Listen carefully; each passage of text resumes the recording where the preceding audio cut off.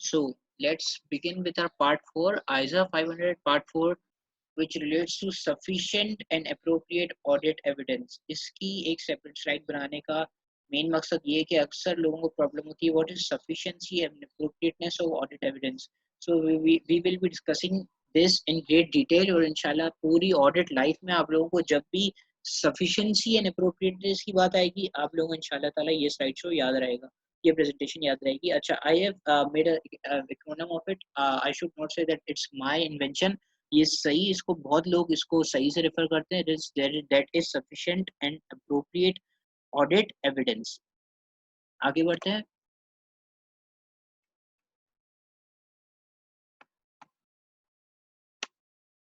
Sufficient and appropriate audit evidence सही. आखिरकार ये है क्या sufficient and appropriate? सबसे पहली बात आ गई sufficiency, दूसरी बात appropriateness. अच्छा, sufficiency का क्या मतलब होता है? Sufficiency का मतलब हमारा है quantity. Sufficiency refers to quantity in audit. और appropriateness का क्या मतलब है? बहुत आसान है. Appropriate means quality. तो भाई अभी तो इतनी बात समझ लें कि sufficiency बोले तो quantity, appropriateness कोई बोले तो quality. तो if sufficiency and appropriateness को one line के describe करने के लिए these words are appropriate. अब आगे बढ़ते हैं. appropriateness के अंदर हमारे पास further बातें हैं. क्या? एक तो वही क्वालिटी के अंदर दो बातें हैं. Number 1 relevance, number 2 reliability. अच्छा, ये हमारी क्वालिटी को ऑडिट में डिफाइन करती है कि ऑडिट एविडेंस की जो क्वालिटी है that is based on two things. Number 1 is relevance and number 2 is reliability. What is relevance? I will be talking about relevance in upcoming slides. And reliability क्या है? reliability भाई 5 बातें हैं. तो बस अभी अभी इतनी सी बात आप लोग याद कर लें कि what is sufficient and appropriateness. sufficiency क्या है? sufficiency quantity, appropriateness is quality. sufficiency is quantity, appropriateness means quality. quality में दो बातें I mean. number 1 relevance, number 2 reliability. relevance I will be talking about that later. reliability में 5 बातें. तो अब आप लोग याद करने के लिए इतनी चीज अब अभी दिमाग में एक फ्रेमवर्क तैयार कर लें कि मेरे अपकमिंग जो स्लाइड्स होंगी वो इस फ्रेमवर्क पे डिपेंड करेंगी. रेलेवेंस, सबसे पहले हम लोग बात करते हैं रेलेवेंस की. What is relevance? Relevance means logical connection of an audit procedure. Audit procedure मतलब काई क्यूब आर स्क्वायर हो कायरो with the relevant FS assertion to be verified by the auditor. क्या मतलब भाई?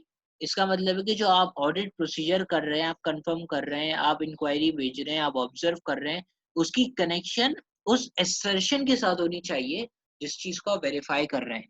सर समझ नहीं आया, थोड़ा सा और समझें. समझें. फॉर एग्जांपल इंस्पेक्शन क्या है? हमारे पास कायरो है, ऑडिट प्रोसीजर है. ये फिक्स एसेट की कौन सी रेलेवेंट असर्शन को जो है वेरीफाई करता है? एग्जिस्टेंस. आप इंस्पेक्ट करेंगे, जाके देखेंगे तो आपको मालूम होगा कि वो फलाना एसेट एग्जिस्ट करता भी है या नहीं है. तो यहाँ पे हमारे पास लॉजिकल कनेक्शन एक बिल्ड होती है ऑडिट प्रोसीजर की उसके असर्शन से. क्या? इंस्पेक्शन से हमारे पास कौन सी असर्शन वेरीफाई हो रही है? एग्जिस्टेंस की. ये है हमारी रेलेवेंस. दोबारा अगर मैं रेलेवेंस को दिमाग में रखते हुए बात करूं तो क्या बात मैं करूंगा वो ये है कि audit procedure should be relevant means audit evidence should be relevant means that our audit procedure should be relevantly connected to our assertion, FS assertion.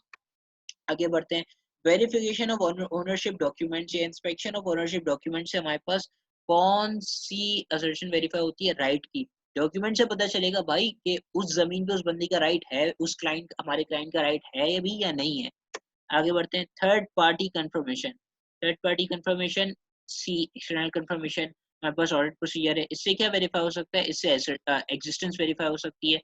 क्या समझे नहीं सर? फॉर एग्जांपल हमारा जो है स्टॉक थर्ड पार्टी के पास हमने रखा हुआ है फॉर स्टोरेज. हम लोग उससे वेरीफाई करवा लेंगे कि ये कंफर्मेशन के थ्रू कि वो एग्जिस्ट करता भी है या नहीं है. अच्छा, मैंने आपकी आसानी के लिए ऑडिट प्रोसीजर्स यहाँ लिखे हुए हैं. और assertions। ऑडिट प्रोसीजर हमारे पास क्या है, कायरो है, मैंने यहाँ पर लिख दिया। और assertions हमारे पास क्या है, मैंने कुछ assertions यहाँ पर लिख दिए, valuation, existence, rights, completeness and accuracy. अब हम लोगों को क्या करना है, रेलिवेंस देखनी है, कौन सी assertion की किस ऑडिट प्रोसीजर से क्या रेलिवेंस है।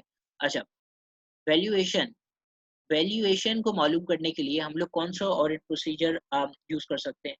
किसी चीज की वैल्यू देखने के लिए हम लोग उसको रिकैलकुलेट कर सकते हैं, सही है। और इसके अलावा एनालिटिकल प्रोसीजर, हम लोग ये पिछले साल से कंपेयर कर सकते हैं कि उसकी वैल्यू में बहुत ज़्यादा इजाफा या कमी तो नहीं हो गई, जिससे पता चले कि कोई ना कोई मसला है। तो वैल्यूएशन को वेरीफाई करने के लिए हमारे पास ऑडिट प्रोसीजर कौन कौन से रेलिवेंट है, recalculation and analytical procedure. Existence को वेरीफाई करना है, एग्जिस्टेंस को कैसे वेरीफाई कर सकते हैं, इंस्पेक्शन से वो चीज़ वहाँ मौजूद है भी या नहीं है, कंफर्मेशन बेचकर। राइट्स को वेरीफाई करना है, इंस्पेक्शन ऑफ रिकॉर्ड से कर सकते हैं। कंप्लीटनेस, वो चीज़ पूरी तरीके से मौजूद, वो पूरी तरीके से रिकॉर्डेड है, कैसे कर सकते हैं, रिकैलकुलेशन से कर सकते हैं।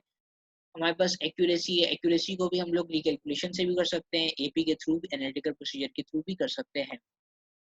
ये मैंने मजीद यहाँ पर इसके आंसर्स भी लिख दिए कि valuation connect to recalculation and AP, existence with inspection of assets as well as confirmation. Rights के लिए हम लोग इंस्पेक्शन ऑफ रिकॉर्ड्स कर सकते हैं, कंप्लीटनेस के लिए हम लोग एपी करेंगे, एक्यूरेसी के लिए रिकैलकुलेशन और एपी भी कर सकते हैं। तो ये है रेलिवेंस, ऑडिट एविडेंस की जो रेलिवेंस है वो यही है कि audit evidence should be relevant means that the audit procedure should be relevantly connected to its assertion। जिस ऑडिट एविडेंस को हम वेरीफाई कर, जिस एविडेंस को हम लोग वेरीफाई कर रहे हैं, उस एविडेंस की उस assertion के लिए कौन सा ऑडिट प्रोसीजर हम लोग यूज करें, that is the main concept of relevance. एक दफा डेफिनेशन पे दोबारा आते हैं। रेलिवेंस क्या है, ऑडिट प्रोसीजर की assertion, उसके assertion से लॉजिकल कनेक्शन, खत्म। कायरो की assertion से लॉजिकल कनेक्शन रेलिवेंस कहलाती है।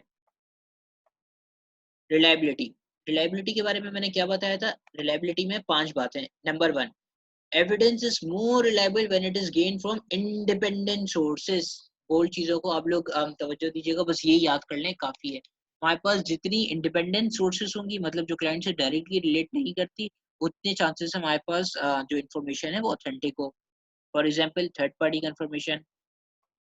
आगे बढ़े, एविडेंस जनरेटेड इंटरनली, जो क्लाइंट हमें बोलेगा वो सिर्फ जब ही हम लोग उसको रिलायबल कंसीडर करेंगे जब क्लाइंट के अंदर जो इंटरनल कंट्रोल्स मौजूद हैं, जो कि हमारे पास वहाँ पर क्लाइंट का जो वर्किंग एटमॉस्फेयर मौजूद है, कि गाइडलाइंस दी जाती हैं अच्छी तरीके से, वहाँ के कंट्रोल्स डिजाइंड है और उसके तहत लोग काम भी कर रहे हैं, तो फिर और वो रिलायबल है, तो हम लोग उसको अगर वो इंटरनली मौजूद है और वो रिलायबल हैं तो हम लोग उसको ट्रस्ट कर सकते हैं।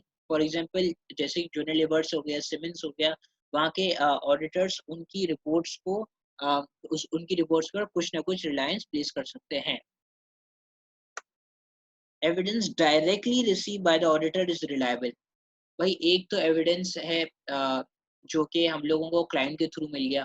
फॉर एग्जांपल हमने क्लाइंट से बोला यार इस डेटर के बारे में जो है ना हम लोगों को थोड़ा जो है ना शक है, तो क्लाइंट ने डेटर को कंफर्मेशन भेज के हमें बता दिया कि इसके बैलेंस में कोई प्रॉब्लम नहीं है। एक तो ये तरीका है, और दूसरा हम लोगों ने थर्ड पार्टी कंफर्मेशन खुद क्लाइंट को भेज दिया। फॉर एग्जांपल मैंने यहाँ लिखा हुआ है थर्ड पार्टी कंफर्मेशन जो है should be ideally be directly receive by the auditor. Third party confirmation debtor को खुद भेज दी और डायरेक्टली हमने खुद रिसीव की डायरेक्टली, तो वो ज्यादा रिलायबल है ना कि क्लाइंट रिसीव करें, because there is chance of mischief in it. आगे, written evidence is more reliable than verbal evidence. जाहिर है अगर हम क्लाइंट अगर कुछ मुंह से कह रहा है और क्लाइंट कुछ लिख के दे रहा है, जो लिख के दे रहा है that can be challenge in court, so therefore it's more reliable.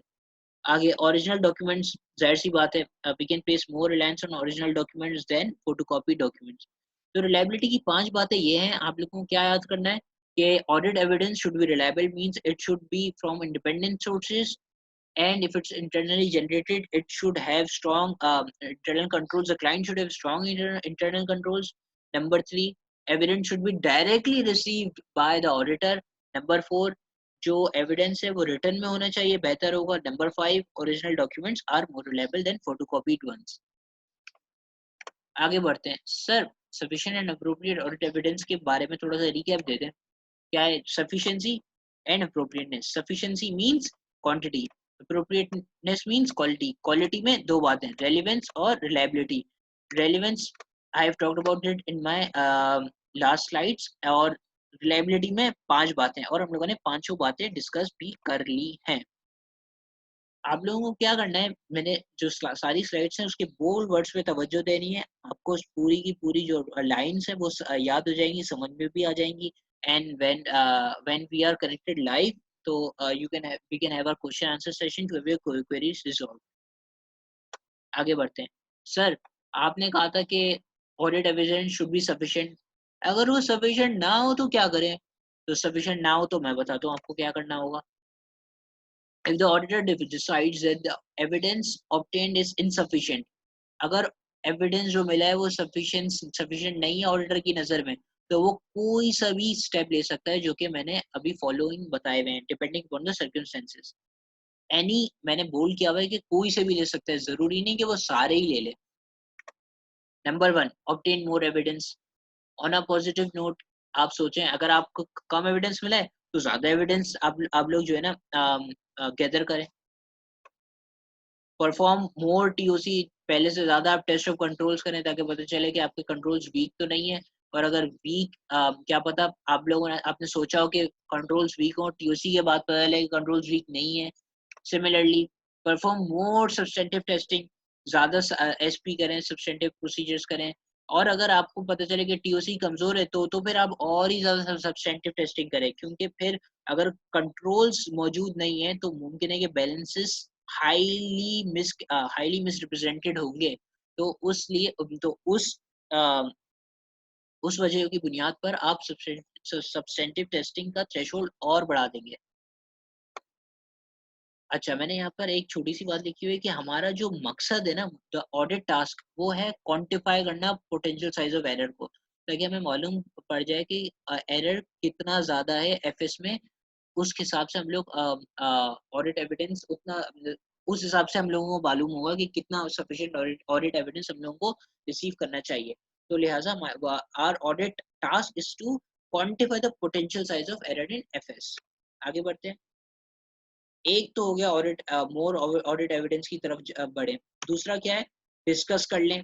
भाई एक जो है नॉर्मल सी बात है, अगर आपके पास और मजीद ऑडिट एविडेंस नहीं मिल रहा तो जिस वजह की बुनियाद पर नहीं मिल रहा वो उसकी वजह पर डिस्कस करेंगे। किससे? क्लाइंट सीनियर मैनेजमेंट से कर लें या ऑडिट कमेटी से कर लें, जो कि और उनको अवेयर करने के लिए जो हम लोग प्रॉब्लम्स फेस कर रहे हैं due to insufficiency of audit evidence.